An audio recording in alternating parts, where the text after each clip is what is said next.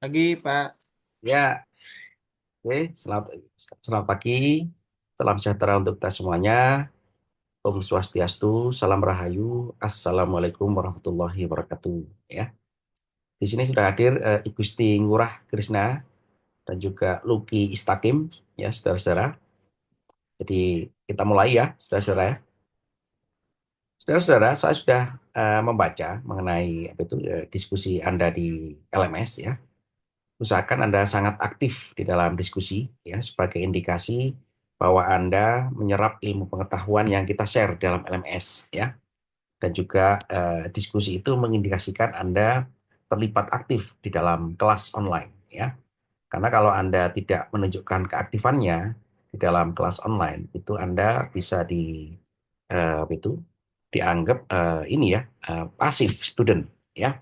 Dan pasif student itu indikasinya juga nanti bisa merambat ke yang lain ya, merambat ke masalah assessment ya, merambat ke ini ya persyaratan untuk mengikuti ujian dan lain sebagainya ya. Nah, saudara-saudara, itu di dalam kelas kita ini ya jaringan komputer ya, maka kita bahas dulu mengenai itu eh, teknologi komunikasi data ya. Jadi yang membuat komputer itu istimewa adalah karena ada prinsip kerja komunikasi data ya. Nah, bagaimana komunikasi data itu bisa menjadi ciri khas daripada ilmu komputer? Maka kita lihat dulu perkembangan daripada apa itu ini ya apa itu mengenai komunikasi data ya. Ini komunikasi data ini saudara-saudara tidak stand alone ya, tidak berdiri sendiri dalam ilmu komputer. Dia berdiri karena juga ada perkembangan teknologi komunikasi sebelumnya ya. Teknologi komunikasi sebelumnya adalah mengenai dimulainya perkembangan peradaban manusia mengarah kepada informasi ya, information age ya. Perkembangan informasi ini ya sudah dimulai semenjak ditemukannya gelombang elektromagnetik atau radio sebagai pembawa informasi atau pesan. Ternyata teknologi radio ya itu broadcast information bisa dilakukan dengan gelombang radio ya atau gelombang elektromagnetik. Nah, disinilah mulai ya orang itu sadar bahwa kita itu bisa berkomunikasi satu sama lain antar benua, antar negara ya menggunakan cara kerja daripada prinsip kerja gelombang elektromagnetik. Ditambah lagi dengan ditemukannya komputer di era tahun 1950-an ya atau 60-an ya.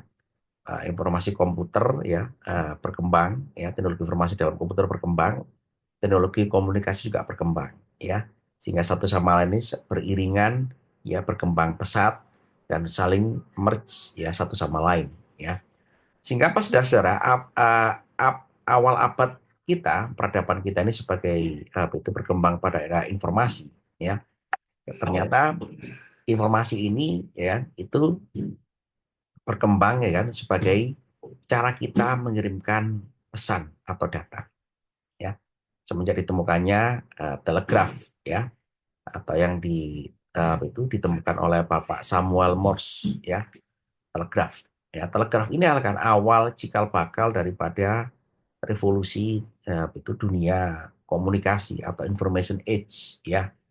Jadi di awal abad 19 atau di pertengahan abad 19 ya, ternyata kita itu bisa mengirimkan pesan yang terencode ya, terkode di dalam kode-kode Morse ya, yang itu bisa kita kirimkan menggunakan gelombang elektromagnetik menggunakan kabel ya.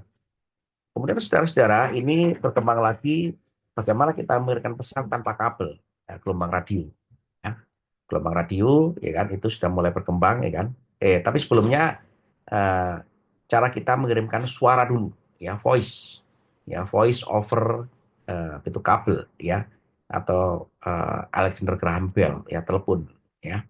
Kemudian juga berkembang gitu kan bagaimana kita mengirimkan informasi berupa suara atau kode menggunakan gelombang radio ya, seperti yang kita lihat saat ini juga sudah sudah mulai agak berkurang ya. Tapi zaman dulu gitu kan orang menggunakan komunikasi radio itu sudah di mana-mana ya, mulai dari intercom ya, kemudian apa itu handy talkie ya, kemudian juga apa itu telepon-telepon yang katakanlah menggunakan ini ya gelombang radio itu sudah berhasil ya.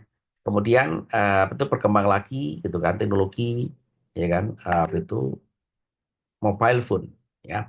Mobile phone baik menggunakan satelit, menggunakan juga apa itu gelombang apa itu microwave di terestrial ya. Itu sudah berkembang ya luar biasa. Kemudian saat ini kita di era smartphone, di era apa itu komputer yang sangat canggih ya. Ini semua yang berkembang adalah komunikasi data ya. Jadi teknologi komunikasi data mulai dari awal ditemukannya gelombang elektromagnetik ya sebagai pembawa pesan baik ditransmisikan via kabel maupun juga non kabel ya. Ini ternyata adalah data yang dikirimkan dengan teknologi ya. Teknologi apa itu elektromagnetik ya. Nah, saudara-saudara, ini adalah satu contoh awal apa itu picture phone ya. Anda bisa melihat ya picture phone ini ya apa itu eh, menggunakan grafik ya, grafik yang sudah mulai bisa itu ditampilkan dalam telepon ya. Zaman dulu di era 50-an ya. Kemudian saudara-saudara ya kan berkembang lagi gitu kan mengenai itu teknologi telepon ya. Teknologi telepon ini dari sebagai teknologi telekomunikasi yang awalnya terpisah dari belum bertemu dengan jaringan komputer ya kan, terus berkembang ya sampai akhirnya sekarang ini ya orang nggak bisa membedakan lagi mana telepon mana komputer ya smartphone kita ini ya. Ini salah satu contoh bagaimana perkembangan daripada apa itu dunia komunikasi ya dan dunia jaringan komputer itu udah menjadi satu sama lain ya. Jadi satu ya kan sehingga kalau kita lihat urut ya kan semua itu berawal daripada data communication ya dan ujungnya adalah computer network ya. Nah, seperti itu ya. Nah, saudara-saudara, internet itu awalnya adalah ditemukan oleh ARPANET ya. ARPANET ini adalah lembaga betul ini ya betul seperti akademi militer ya. Akademi militer itu di Amerika sana ya yang melakukan riset gitu kan bagaimana cara kita mengirimkan data ya di mana data ini ya supaya lebih aman ya hanya bisa diterima oleh orang yang memang kita khususkan untuk menerima data kita.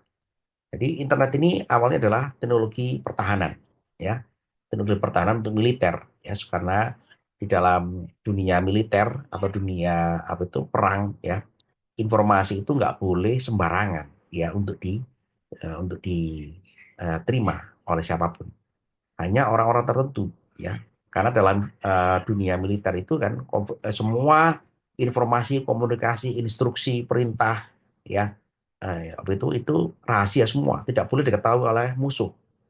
Sehingga apa? Sehingga apa itu teknologi militer ini saudara-saudara itu menjadi penting ya. Menjadi penting akhirnya itu internet ini ya dikembangkan menjadi suatu konsep itu kan internet network ya menjadi itu teknologi yang itu merge dengan teknologi komputer ya.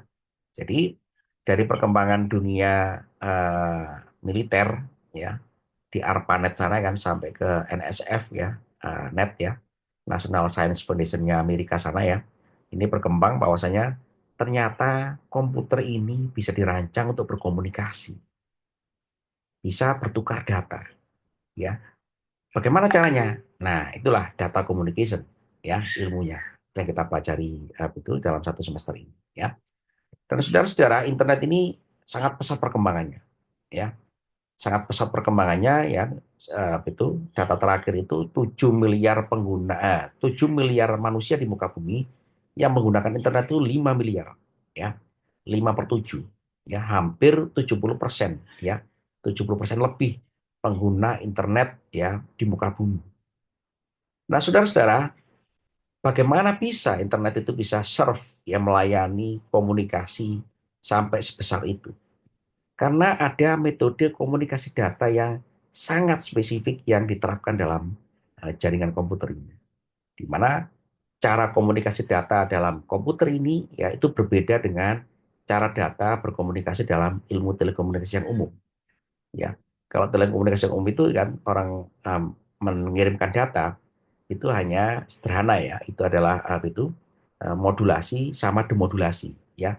Sinyal dimodulasi dikirimkan ya kan melalui gelombang elektromagnetik ya, baik via kabel maupun juga via apa itu medium yang lain ya.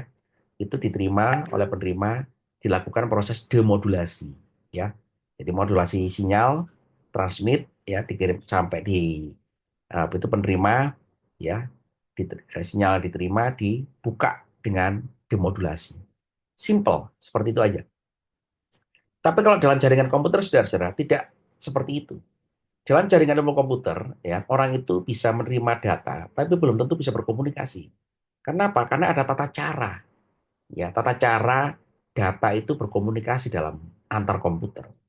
Nah, tata cara data itu bisa bertukar antar komputer dengan yang lain, yang satu dengan yang lain, itulah yang disebut sebagai protokol. Ya, protokol itu adalah tata cara komunikasi data itu bertukar satu sama yang lain dengan di dalam komputer ya, seperti itu. Nah, saudara-saudara, inilah akhirnya ditemukan konsep ya kan internet domain ya sebagai salah satu bentuk protokol ya komunikasi data yang pertama kali gitu kan. Nah, itu formatnya adalah nama komputer, domain name ya komputer sama domain ya. Nah, sekarang berkembang lagi. Nah, ini akhirnya dikodifikasi menjadi suatu kode numerik ya. Kode numerik itu adalah alamat itu alamat dari suatu komputer seperti itu ya.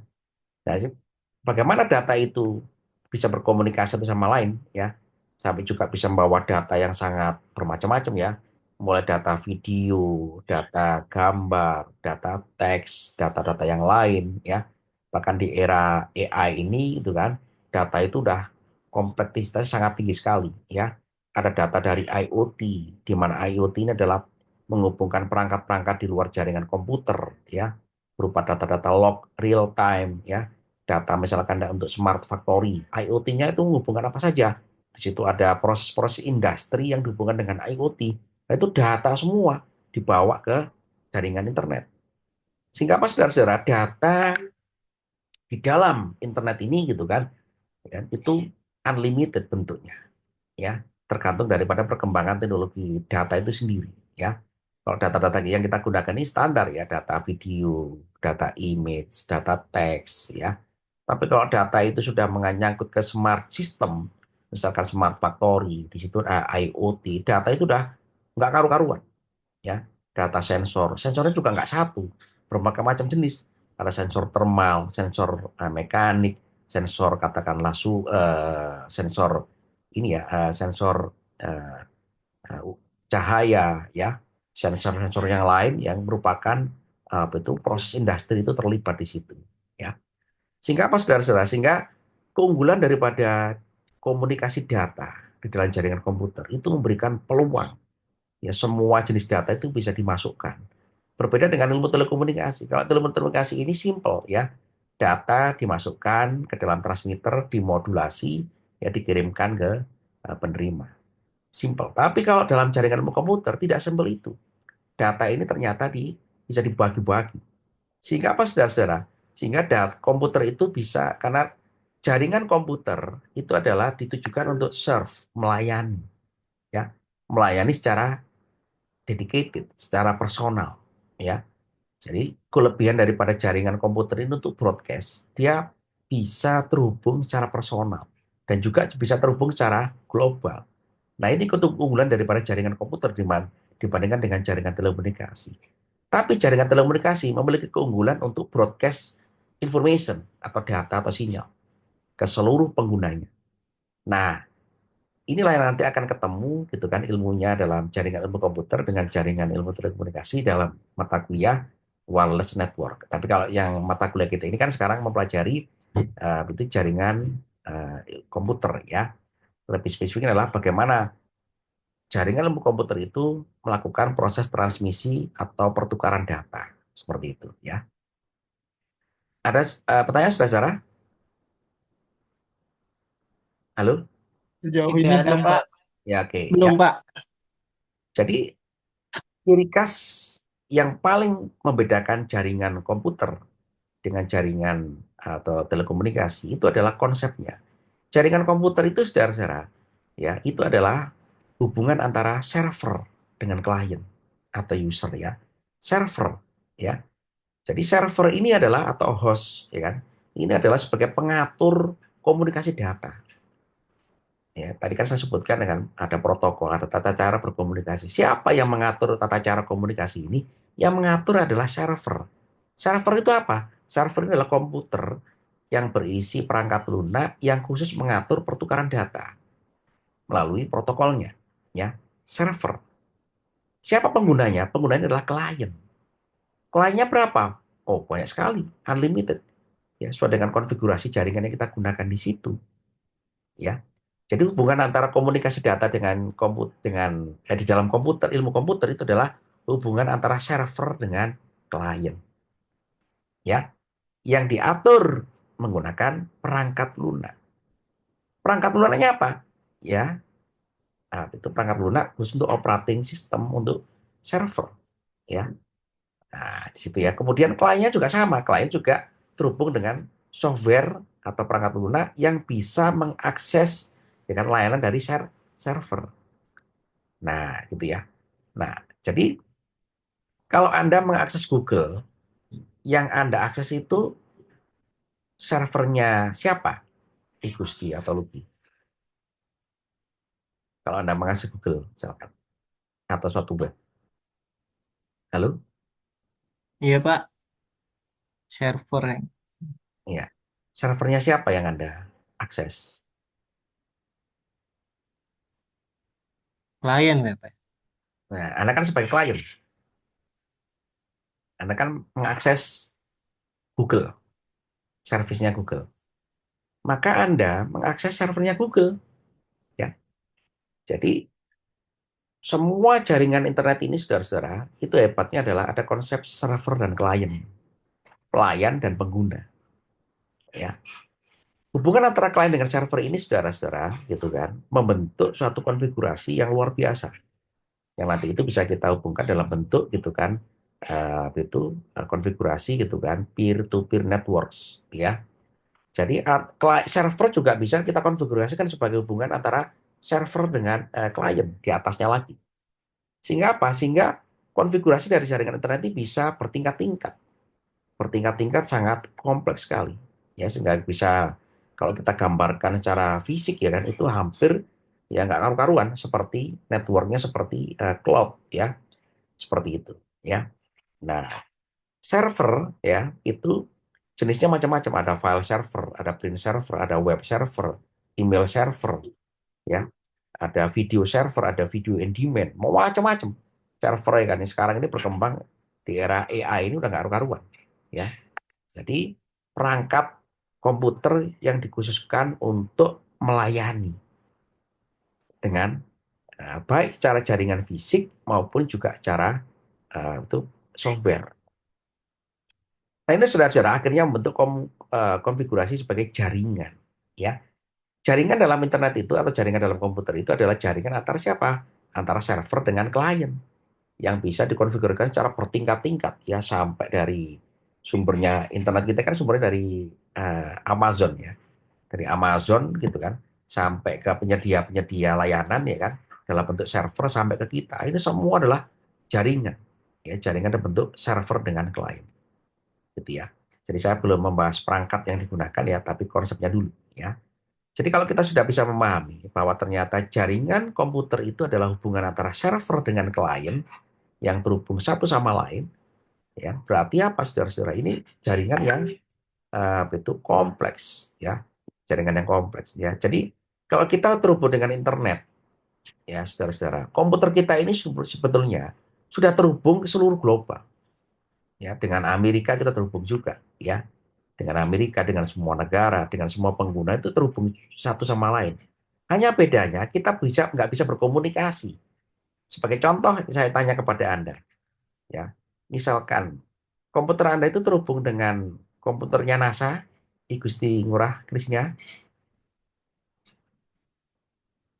Iya Pak. komputer kita ini apakah terhubung dengan komputernya Amerika? Kalau di server terhubung Pak. Nah, Soalnya kita kan pakai Microsoft. betul, terhubung. Secara fisik kita terhubung. Pertanyaan saya, apakah kita bisa berkomunikasi dengan misalkan fasilitas rahasia di Amerika sana? Tidak, Pak. Nah, Soalnya dibatasi siapa yang batasi? dari pihak Amerikanya. Bukan, yang batasi adalah protokolnya. Ya, Oh, komputer iya. kita ini sudah terhubung satu sama lain seluruh dunia. Tapi yang membatasi adalah siapa? Protokolnya, Pak. Protokolnya. Karena tadi hubungan klien dengan server, ya. Sorry, klien dengan ya server gitu ya. Server Ever. kan ini dibagi-bagi. Oh, ini orang ini untuk militer. Militer itu nggak boleh diakses oleh umum. Nah, gitu kan? Oh, ini untuk industri. Industri juga nggak boleh oleh umum. Ya. Oh, ini pengguna internet global. Nah, seperti itu ya. Seperti itu ya. Paham saudara ya? Paham, Pak. Itulah Iya, ya. paham, Pak. Nah, gitu. Jadi komputer kita ini sudah terhubung secara global seluruh dunia, ya.